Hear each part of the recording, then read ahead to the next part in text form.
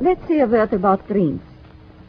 We all have thoughts which we never knew we had. They are too uncomfortable, too incompatible with our adult self to be remembered. Yet they are often disturbing, rumbling under the surface like lava in a volcano. The dream is the royal road to these thoughts, the royal road to the unconscious.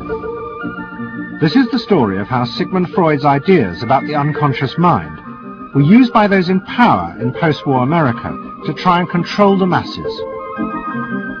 Politicians and planners came to believe that Freud was right to suggest that hidden deep within all human beings were dangerous and irrational desires and fears. They were convinced that it was the unleashing of these instincts that had led to the barbarism of Nazi Germany. To stop it ever happening again, they set out to find ways to control this hidden enemy within the human mind.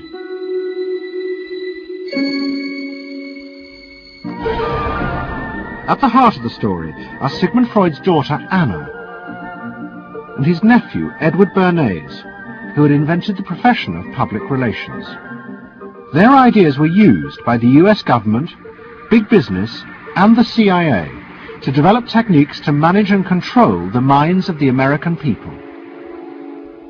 Those in power believed that the only way to make democracy work and create a stable society was to repress the savage barbarism that lurked just under the surface of normal American life.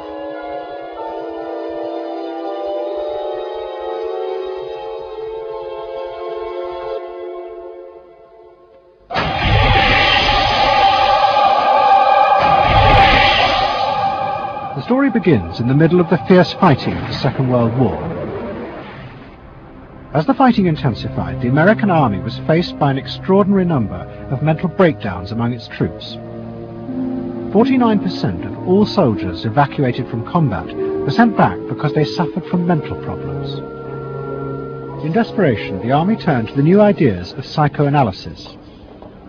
They made a film record of the experiment using hidden cameras. It says here on your record that you had headaches and that you had crying spells. Yes, sir. I believe that your profession is called nostalgia.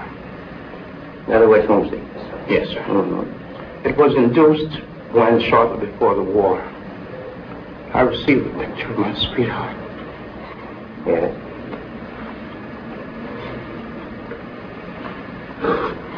Mm-hmm.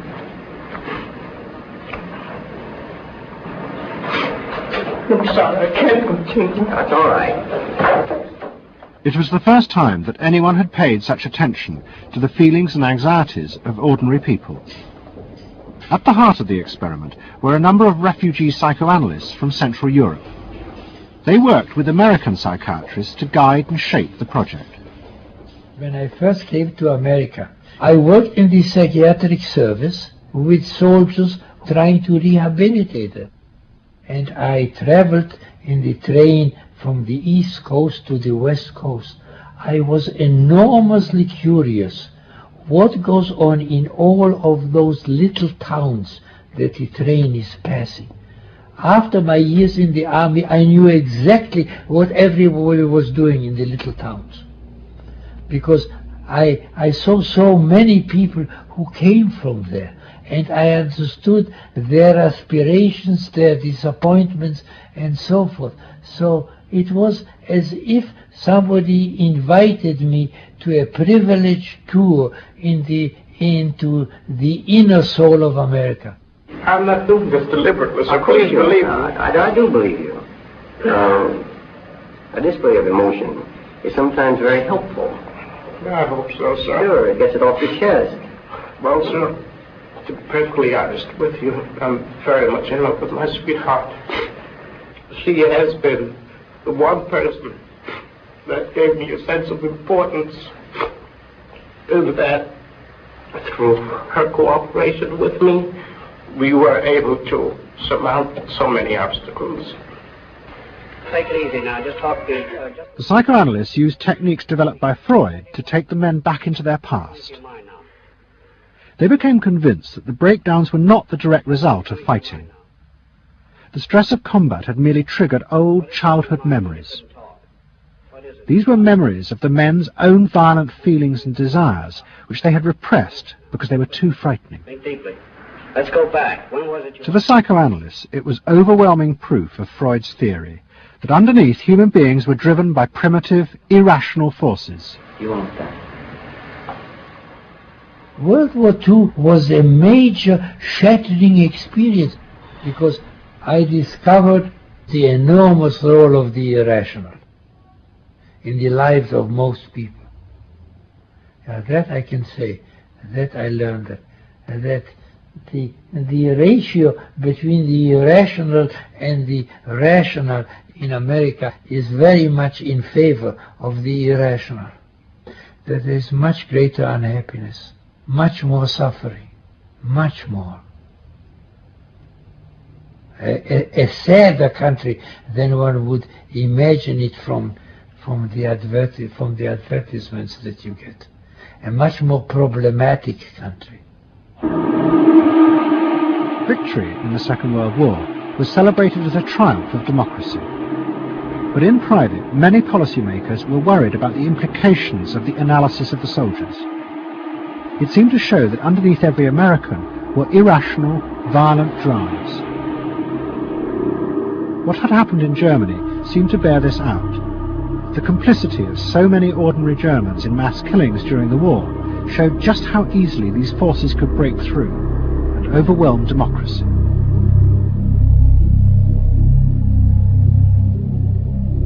Planners and policymakers had been convinced by their experiences during World War II that human beings could act very irrationally because of this sort of teeming and raw and unpredictable emotionality, the kind of chaos that lived at the base of human personality could, in fact, infect the society, social institutions, to such a point that the society itself would become sick.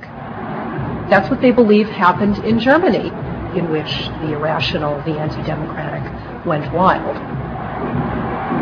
Well, it was a vision of human nature as incredibly destructive, and they were terrified that Americans would in fact behave that way, or were capable of behaving that way, and they wanted to avoid a rerun of that. So what is needed is a human being that can internalize democratic values so that they are not shaken with the storm. And psychoanalysis carried in it the promise that it can be done.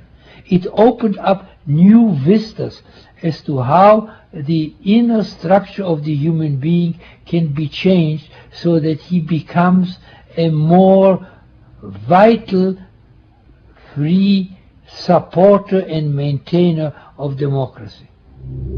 The psychoanalysts were convinced they not only understood these dangerous forces, but they knew how to control them too. They would use their techniques to create democratic individuals, because democracy left to itself failed to do this.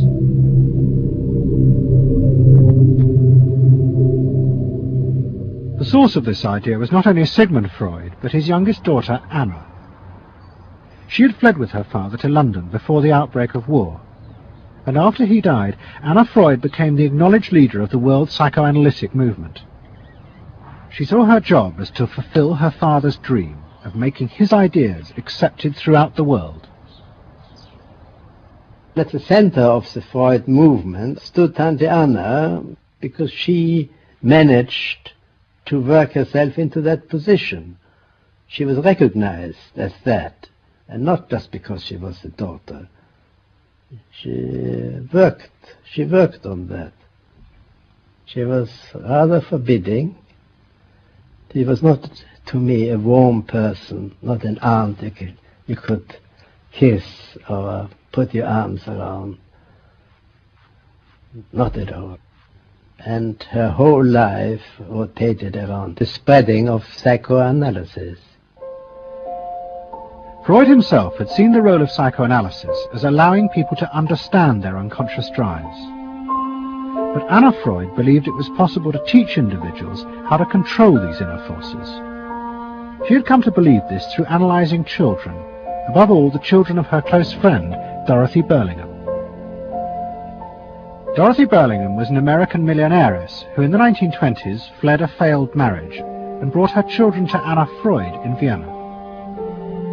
They were suffering terrible anxieties and aggression, but Anna Freud was convinced she could free them from this by changing the world around them. She thought that she could come in and into their environment, essentially, because they were children, you see. They didn't have independent lives of their own. She could go talk to the parents or the mother.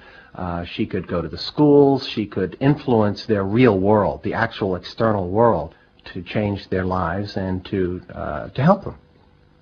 And to change them as people? I think that was part of what her idea was, is that she felt that she could change them. From her analysis of the Burlingham children, Anna Freud developed a theory of how to control the inner drives. It was simple. You taught the children to conform to the rules of society. But this was more than just moral guidance. Anna Freud believed that if children like the Burlinghams strictly followed the rules of accepted social conduct, then as they grew up, the conscious part of their mind, what was called the ego, would be greatly strengthened in its struggle to control the unconscious. But if children did not conform, their ego would be weak, and they would be prey to the dangerous forces of the unconscious. In my father's case, they were concerned that he would be a homosexual, and so a lot of their efforts went into preventing or trying to stop my father from becoming a homosexual. Whether or not he would have or did, or is it's unknown to me. Why did they want to stop him? Because they felt it was abnormal. It wasn't a normal way to develop. They wanted to have him develop along lines that society recognized to be normal. Because if they didn't, then you're going to be under the control of forces that you don't understand, that you're not even aware of. The analysis seemed to be a great success. And in the 30s, the Burlingham children had returned to America. They settled down to happy married lives in the suburbs. What they didn't realize was that their experience was about to become a template for a giant social experiment to control the inner mental life of the American population.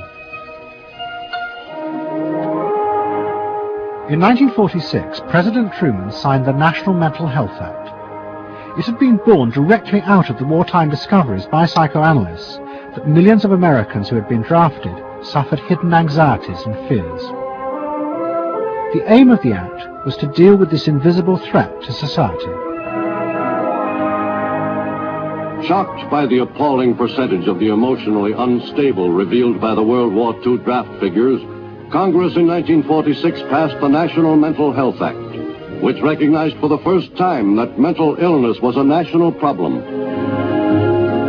Keenly aware of the tremendous problems ahead is Dr. Robert H. Felix, director of the vast new project.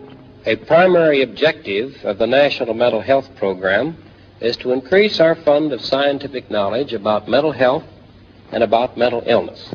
We're not doing this. Why? Because there are all too few skilled mental health workers. Two of the principal architects of the Act were the Menninger brothers, Carl and Will. Will had run the wartime psychotherapy experiments, and now he and his brother began to train hundreds of new psychiatrists. The Menningers were convinced that it would be possible to apply Anna Freud's ideas on a wide scale, and to adults as well as children. The psychiatrist's job would be to teach ordinary Americans how to control their unconscious drives. Psychoanalysis could be used to make a better society. They said psychoanalytic thinking could make for the betterment of society, because you could change the way the mind functioned.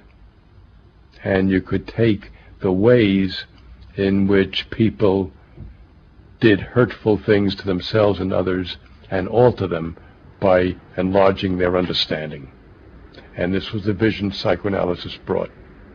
That you could really change people. That you could really change people. And you could change them almost in limitless ways. In the late 40s, a vast project began in America to apply the ideas of psychoanalysis to the masses. Psychological guidance centers were set up in hundreds of towns. They were staffed by psychiatrists who believed it was their job to control the hidden forces inside the minds of millions of ordinary Americans. Yes, I need something done. I need some help. Did you have any particular teachers that you liked? Sort? I liked all my teachers except one, I remember. What was the trouble with this one? I don't know, she just scared me most of the time. She'd holler at me and I'd run outside and vomit. I hate my brother. Loathe him. Despise him. At the same time, thousands of counselors were trained to apply psychoanalysis to marriage guidance. And social workers were sent out to visit people's homes and advise on the psychological structure of family life. Behind all this was the fundamental idea of Anna Freud's, that if people were encouraged to conform to the accepted patterns of family and social life, then their ego would be strengthened. They would be able to control the dangerous forces within them. When your emotions control your actions, it affects not only yourself, but the people around you. And if this sort of flare-up is repeated often, it might lead to a permanently warped personality. You can control the fire of your emotions so that your personality becomes more pleasant. So we expect that someone who's been through that experience will be much more insightful, much more understanding, and a much better regulated person. And what happens to the guy? And regulation includes being able to let go, as it were, to enjoy a football game or a soccer game.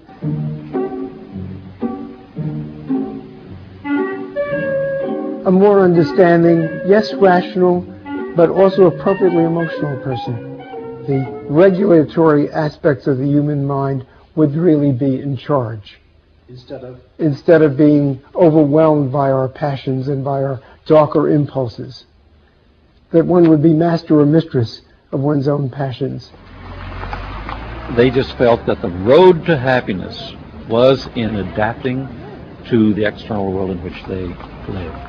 That people could be uncrippled from their own neurotic conflicts and impulses, that they would not engage in self-destructive behavior, that they would in fact adapt to the reality about them. They never questioned the reality. They never questioned that it might itself be a source of evil or something to which you could not adapt without compromise or without suffering or without exploiting yourself in some way. So there was this fit with the politics of the day. And a balance of emotions is important to a well-rounded personality.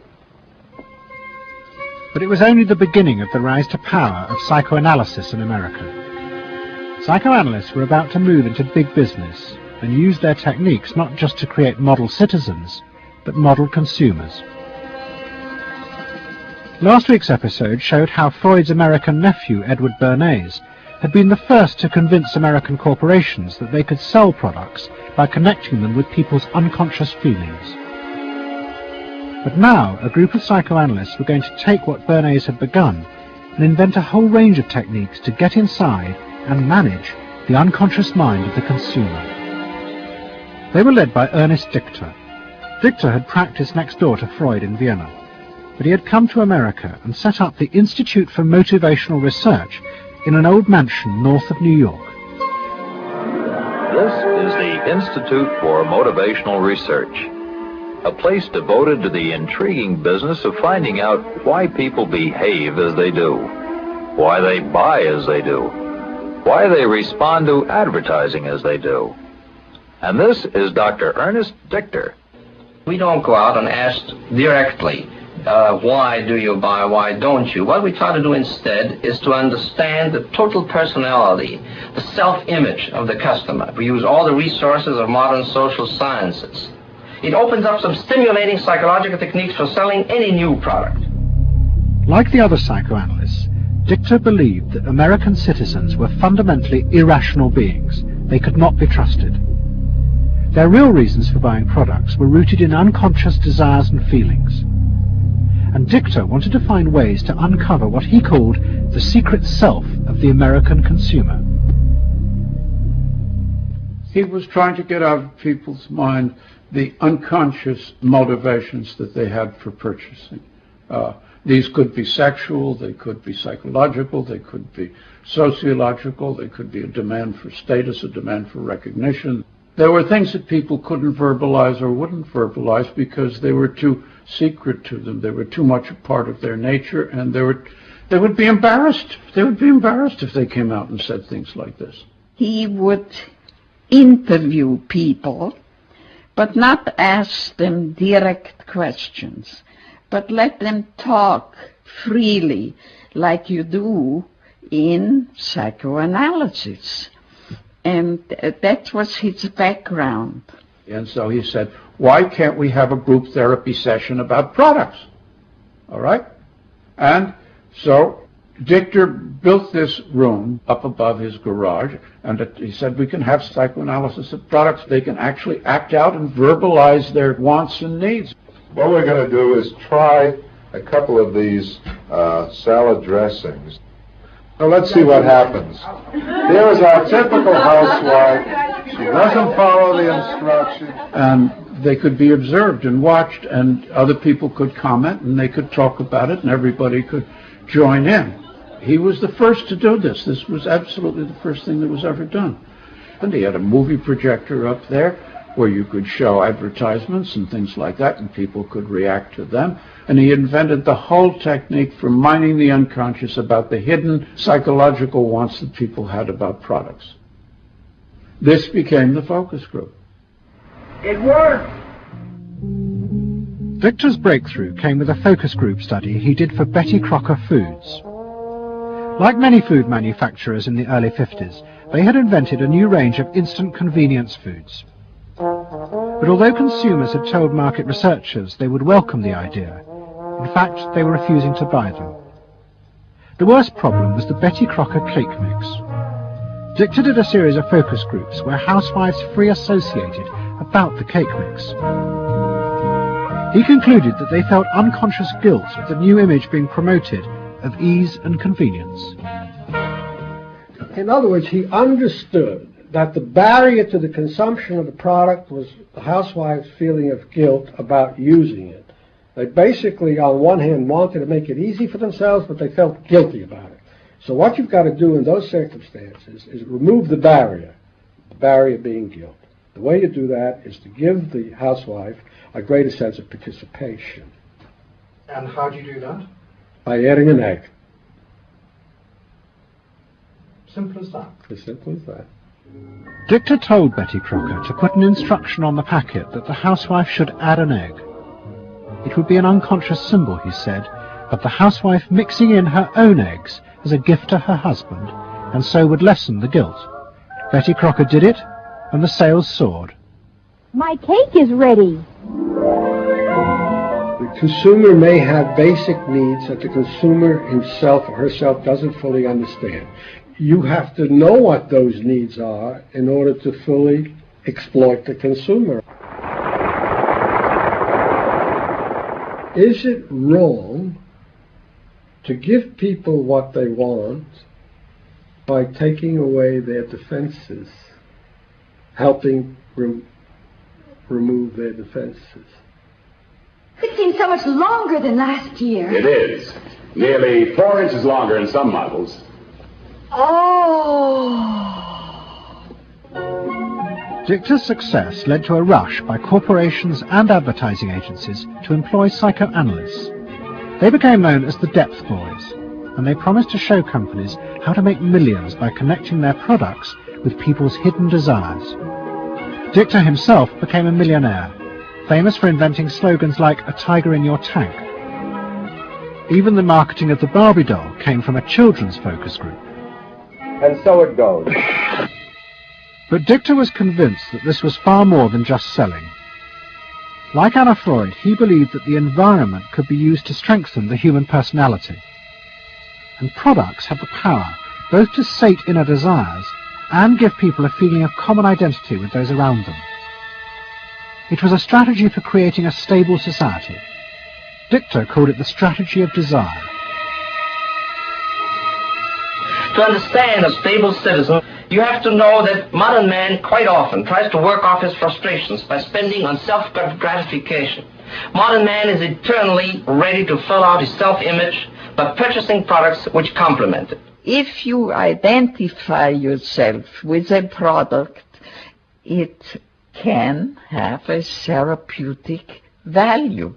It improves your self-image, and you become a more secure person, and you have suddenly this confidence of going out in the world and doing what you want successfully.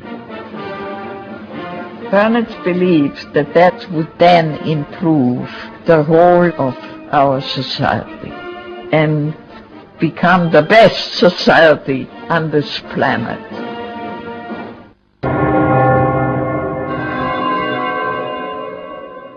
By the early 50s, the ideas of psychoanalysis had penetrated deep into American life. The psychoanalysts themselves became rich and powerful.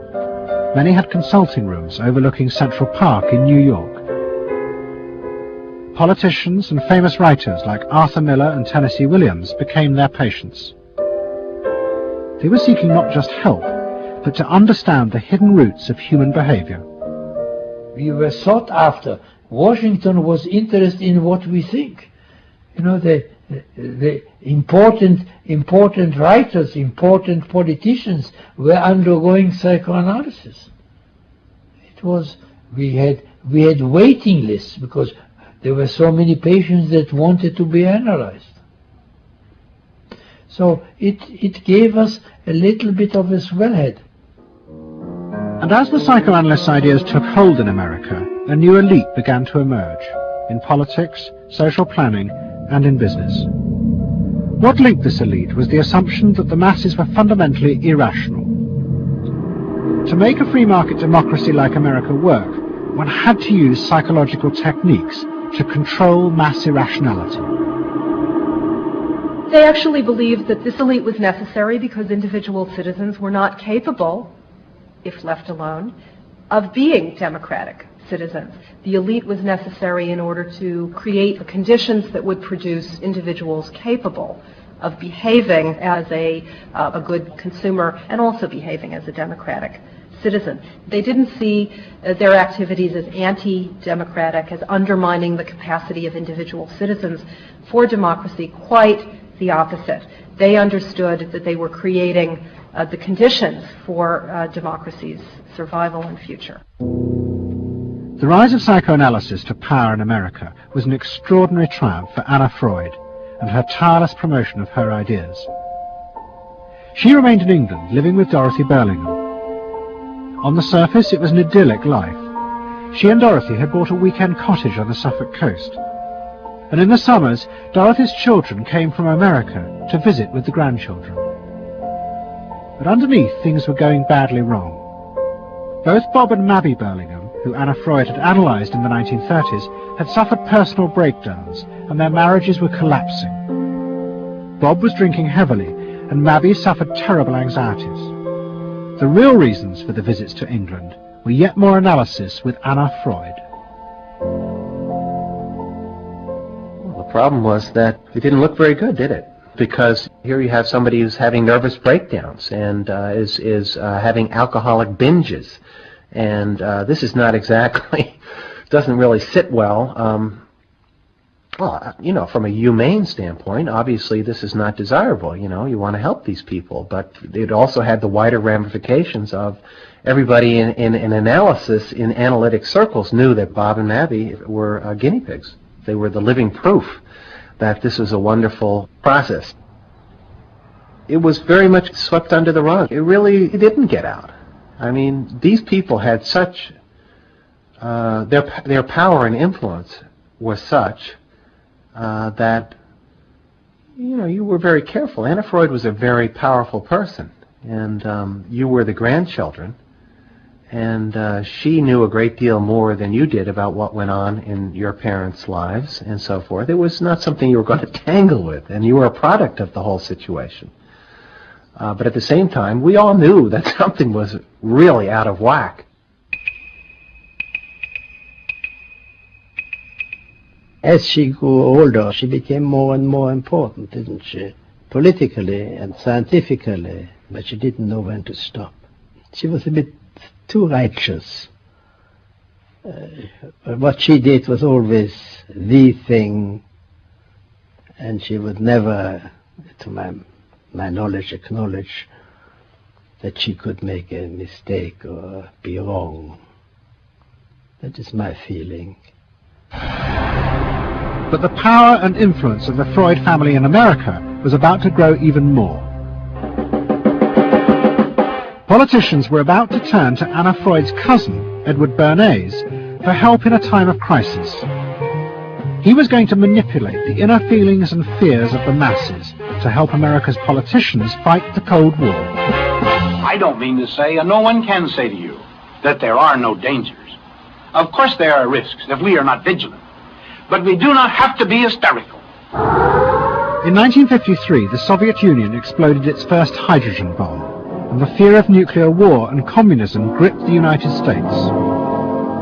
Those in power became concerned about how to reassure the population.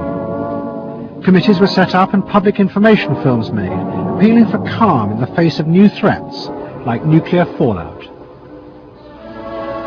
It's the fallacy of devoting 85% of one's worrying capacity to an agent that constitutes only about 15% of an atomic bomb's destroying potential. At this point, Edward Bernays was living in New York. In the 1920s, he had invented the profession of public relations, and was now one of the most powerful PR men in America. He worked for most of the major corporations and advised politicians, including President Eisenhower. Like his uncle Sigmund, Bernays was convinced that human beings were driven by irrational forces. The only way to deal with the public was to connect with their unconscious desires and fears. Bernays argued that instead of trying to reduce people's fear of communism, one should actually encourage and manipulate the fear, but in such a way that it became a weapon in the Cold War. Rational argument was fruitless. What my father understood about groups is that they are manipulable, they're malleable, and that you can tap into their deepest desires or their deepest fears and use that to your own purposes. I don't think he felt that all those publics out there had reliable judgment, that they very easily might vote for the wrong man or want the wrong thing, so that they had to be guided from above. One of Bernays' main clients was the giant United Fruit Company. They owned vast banana plantations in Guatemala in Central America. For decades, United Fruit had controlled the country through pliable dictators. It was known as a banana republic.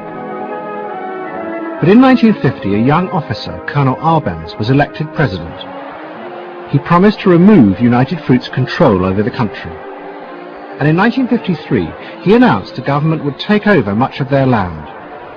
It was a massively popular move, but a disaster for United Fruit. Then they turned to Bernays to help get rid of Arbenz. United Fruit brings in Bernays, and he basically understood that what United Fruit Company had to do was change this from being a popularly elected government that was doing some things that were good for the people there into this being very close to the American shore, a threat to American democracy, that it being at a time in the Cold War when Americans responded to issues of the Red Scare and what communism might do, he was trying to transform this, and brilliantly did transform it into an issue of a communist threat very close to our shores, taking United Fruit again as a commercial client out of the picture and making it look like a question of American democracy, American values being threatened. In reality, Arbenz was a democratic socialist with no links to Moscow. But Bernays set out to turn him into a communist threat to America. He organized a trip to Guatemala for influential American journalists. Few of them knew anything about the country or its politics. Bernays arranged for them to be entertained and to meet selected Guatemalan politicians who told them that Arbenz was a communist controlled by Moscow. During the trip, there was also a violent anti-American demonstration in the capital. Many of those who worked for United Fruit were convinced it had been organized by Bernays himself. He also created a fake independent news agency in America called the Middle American Information Bureau. It bombarded the American media with press releases saying that Moscow was planning to use Guatemala as a beachhead to attack America. All of this had the desired effect. In Guatemala, the Jacob Arbenz regime became increasingly communistic after its inauguration in 1951. Communists in the Congress and high governmental positions controlled major committees, labor and farm groups, and propaganda facilities. They agitated and led in demonstrations against neighboring countries and the United States. What was profoundly new in terms of what Bernays did is he took this menace to our backyard in Guatemala. For the first time, we saw Reds a couple hundred miles from New Orleans who Eddie Bernays had us believing were a true threat to us, that it was going to be a Soviet outpost in our backyard. But what Bernays was doing was not just trying to blacken the Arbenz regime. He was part of a secret plot. President Eisenhower had agreed that America should topple the Arbenz government, but secretly. The CIA were instructed to organize a coup. Working with the United Fruit Company, the CIA trained and armed a rebel army and found a new leader for the country called Colonel Armas. The CIA agent in charge was Howard Hunt, later one of the Watergate burglars. What we wanted to do was have a terror campaign to terrify Arbenz particularly, terrify his troops, much as the German Stuka bombers terrified the population of Holland, Belgium, and Poland at the onset of World War II, and just rendered everybody paralyzed. As planes flown by CIA pilots dropped bombs on Guatemala City, Edward Bernays carried on his propaganda campaign in the American press.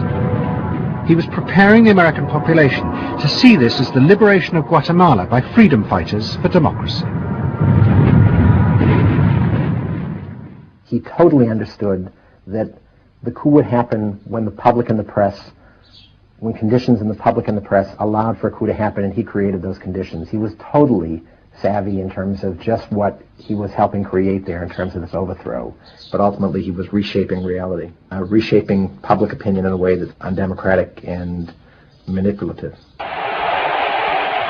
On June 27, 1954, Colonel Arbenz fled the country, and Armas arrived as the new leader.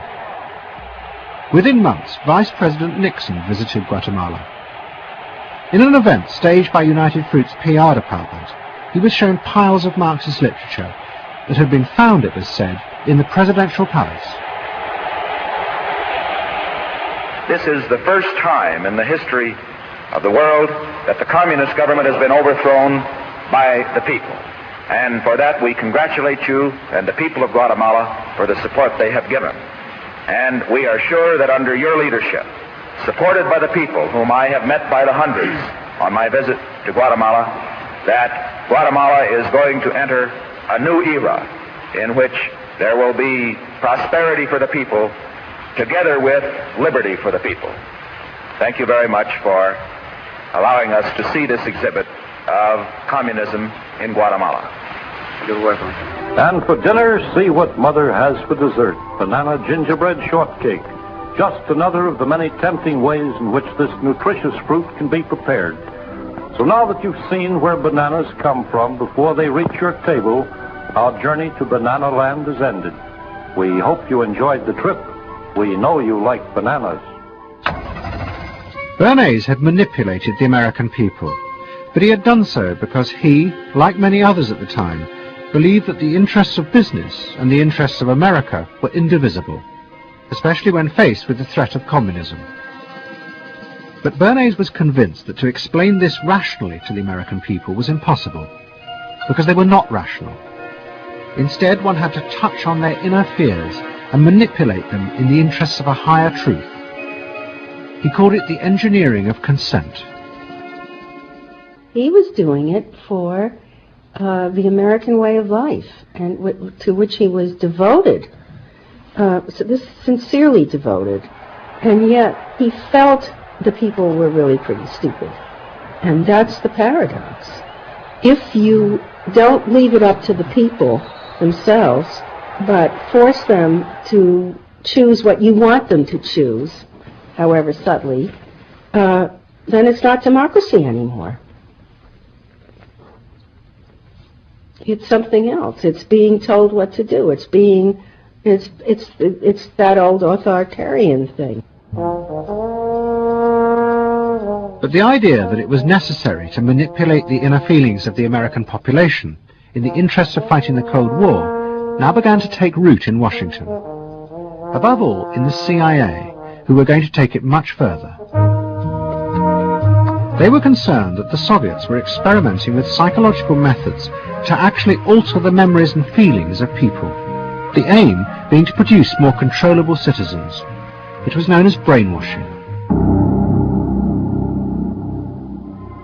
Psychologists in the CIA were convinced that this really might be possible, and that they should try to do it themselves.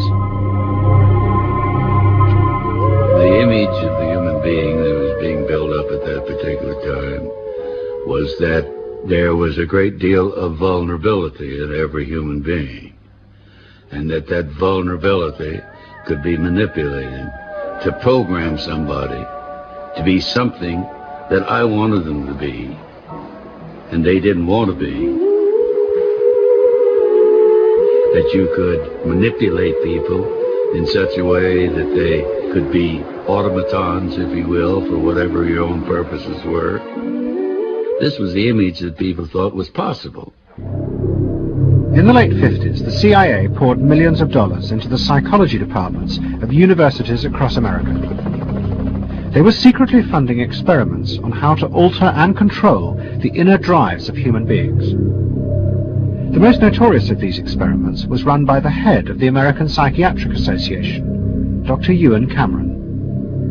Like many psychiatrists at that time, Cameron was convinced that inside human beings were dangerous forces which threatened society. But he believed that it was possible not just to control these forces, but actually remove them. He thought that psychiatry should not just concentrate on sick people, mentally ill, but should actually go into government, that politicians should listen to psychiatrists. Psychiatrists should be in every parliament and should direct and monitor political activities, because they knew in a rational, scientific way what was good for people. Cameron had set up a clinic in a hospital in Montreal called the Allen Memorial. It is now long since closed down. Cameron took patients who suffered a wide range of mental problems. His theory was that these resulted from forgotten or repressed memories. But he was impatient with the idea of using psychotherapy to uncover them. Instead, he would simply wipe them. Cameron used drugs, including LSD, and the technique of ECT, electroconvulsive therapy. It was conventionally used at that time to relieve depression. But Cameron was going to use it in a new way, to produce new people. He was really using it to try and change the fundamental function of the individual, to alter their past memories, their past ways of behaving. And as I think he said at one point, it is to just sort of erase everything from their past so that you then had a slate in which you could record new ways of behavior. And so he used massive doses of shock, people receiving several shocks a day, and over a course of time, hundreds of ECT treatments, so that they were just reduced to a sort of a very primitive vegetable state. I don't remember what happened to me. I was introduced to Dr. Cameron, and I don't remember Dr. Cameron at all. I don't remember any of that. They shipped me up to what they call the sleep room, and they gave me all of these electroconvulsive shock treatments and megadoses of drugs and LSD and all of that, and I have no memory of any of that. Nothing of that time of the Allen Memorial or any of my life previous to that. All gone. Wiped. And then, having depatterned somebody or brought them down to where basically nothing but the essential functions of the body were going on in terms of breathing and things of this nature. Then he would begin to feed material into these individuals, positive material, such that the brain would be programmed in a positive way, so that the individual would be completely altered. Then he put these tapes under our pillows called psychic driving. He would then put back into this empty brain a program of whatever sort he decided upon, and the people like myself would wake up another person, I guess. In fact, Cameron's experiments were a complete disaster. All he managed to produce were dozens of individuals with memory loss, and the ability to repeat the phrase, "I am at ease with myself." And it was not an isolated case. Almost all the experiments the CIA funded were equally unsuccessful. Despite their ambitions, American psychologists were beginning to find out how difficult it was to understand and control the inner workings of the human mind. We had been really chasing a phantom, if you will, an illusion, that the human mind was more capable of manipulation from the outside by outside factors than it is. We found out that the human being is an extremely complex thing. There were no simple solutions. But you've just got to bear in mind that these were very strange times. The psychoanalysts had come to power in America because of their theory that they knew how to control the dangerous forces inside human beings. But now the psychoanalysts were about to face a high-profile failure that would lead people to begin questioning the very basis of their ideas. It began in Hollywood. The film industry had become fascinated by psychoanalysis, and Anna Freud was a powerful influence on dozens of analysts in Los Angeles. They treated film stars, directors, and studio bosses. Anna Freud's closest friend was the most sought after of all, Ralph Greenson. And in 1960, the most famous star in the world turned to Greenson for help. Marilyn Monroe was suffering from despair and had become addicted to alcohol and drugs. Well, when I walked in to dinner, here was Marilyn Monroe. I made a picture with her called All About Eve. This is dinner at Ralph Greenson's? Yes. And the only thing was that Ralph was trying to show her, Romy, I never called him Ralph in my life, Romy was trying to show her that the way a family life ought really to be.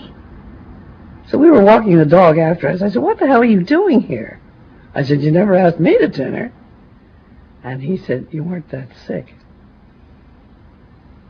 And I said, "Oh, no." He said, "The point is just this child has no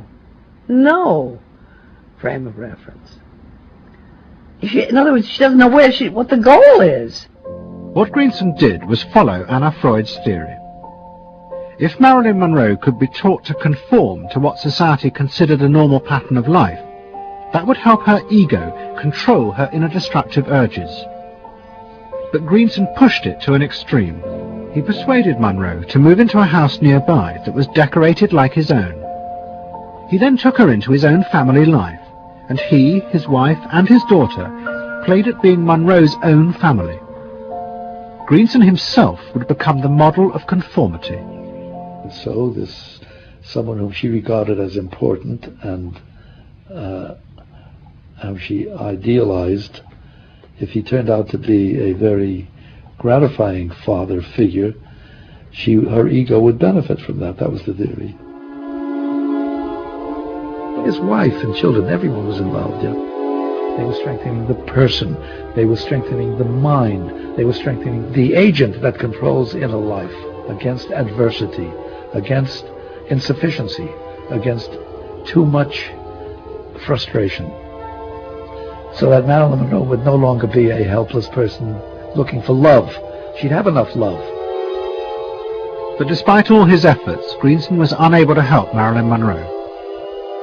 On August the 5th, 1962, she committed suicide in her house. The suicide shocked many in the analytic community, including Anna Freud.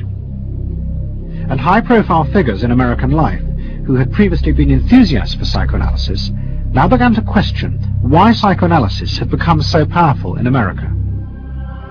Was it really because it benefited individuals? Or had it in fact become a form of constraint in the interests of social order? The critics included Monroe's ex-husband, Arthur Miller. My argument with so much psychoanalysis is the preconception that suffering is a mistake, or a sign of weakness, or a sign even of illness, when in fact, possibly the greatest truths we know have come out of people's suffering. That the problem is not to undo suffering or to wipe it off the face of the earth, but to make it inform our lives, instead of trying to cure ourselves of it constantly and avoid it. And avoid anything but that lobotomized sense of what they call happiness.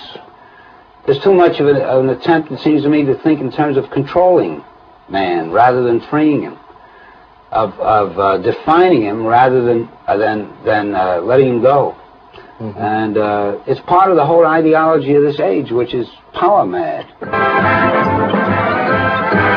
Hey, have you heard about the crazy new way to send a message today? It's flashed on a screen, too quick to see, but still you get it subliminally. At the same time, an onslaught was launched on the way psychoanalysis was being used by business to control people. The first blow came with a bestseller, The Hidden Persuaders, written by Vance Packard. It accused psychoanalysts of reducing the American people to emotional puppets, whose only function was to keep the mass production lines running. They did this by manipulating people's unconscious desires to create longings for ever new brands and models. They had turned the population into unwitting participants in the system of planned obsolescence. The second blow came from an influential philosopher and social critic, Herbert Marcuse. He had been trained in psychoanalysis. This is a childish application of psychoanalysis, which does not take at all into consideration the very real political systematic waste of resources, of technology, and of the productive process. For example, planned obsolescence. For example, the production of innumerable brands and gadgets who are, in the last analysis, all the same. The production of innumerable different marks of automobiles. And this prosperity at the same time, consciously or unconsciously, leads to a kind of schizophrenic existence. I believe that in this society an incredible quantum of aggressiveness and destructiveness is accumulated precisely because of the empty prosperity, which then simply erupts.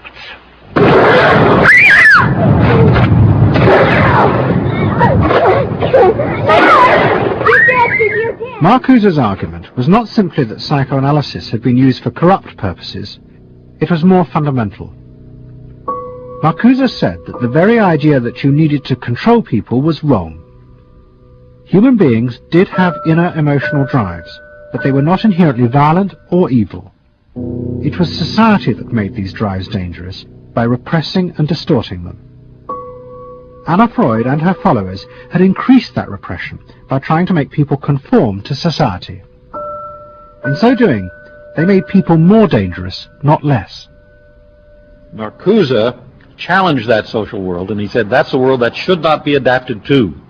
And in fact, what the individual was adapting to was corrupt and evil and corrupting. In other words, he switched the source of evil from inward conflict to the society itself. That the sickness of society lay at the societal level, not at the sickness of human beings in it. And if people did not challenge that, then they were, in fact, submitting to evil. Modern psychology has a word that is probably used more than any other word in psychology. It is the word maladjusted. It is the ringing cry of modern child psychology, maladjusted. Now, of course, we all want to live the well-adjusted life in order to avoid neurotic and schizophrenic personalities. But as I move toward my conclusion, I would like to say to you today, in a very honest manner, that there are some things in our society and some things in our world for which I'm proud to be maladjusted. And I call upon all men of goodwill to be maladjusted to these things until the good society is realized. I must honestly say to you that I never intend to adjust myself to racial segregation and discrimination. I never intend to adjust myself to religious bigotry. I never intend to adjust myself to economic conditions that will take necessities from the many to give luxuries to the few and leave millions of God's children smothering in an airtight cage of poverty in the midst of an affluent society. The political influence of the Freudian psychoanalysts was over. Instead, they were now accused of having helped to create a repressive form of social control. Anna Freud and Dorothy Burlingham lived on in Sigmund Freud's old house in London. In 1970, Dorothy's son Bob died of alcoholism. And in 1973, his sister Mabby returned for yet more analysis with Anna Freud. She went back for more analysis. She was living at 20 Marisville Gardens in the Freud house, as I guess she did when she wasn't with her husband, and she committed suicide. She took an overdose of sleeping pills. In Freud's own house? In Freud's own house, right.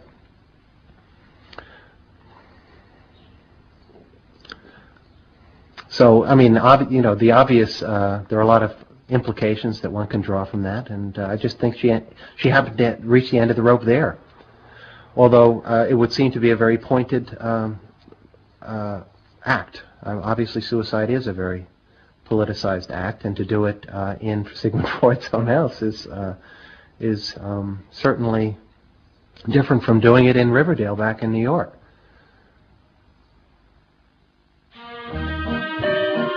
Next week's episode will tell the story of the rise to power of the enemies of the Freud family. They believed that the way to build a better society was to let the self free. But what they didn't realize was that this idea of liberation would provide business and politics with yet another way to control the self, by feeding its infinite desires. To be lonesome. You know not what it means to be blue. Someday you'll realize and pay for all those lies, then you'll know what it means to be blue.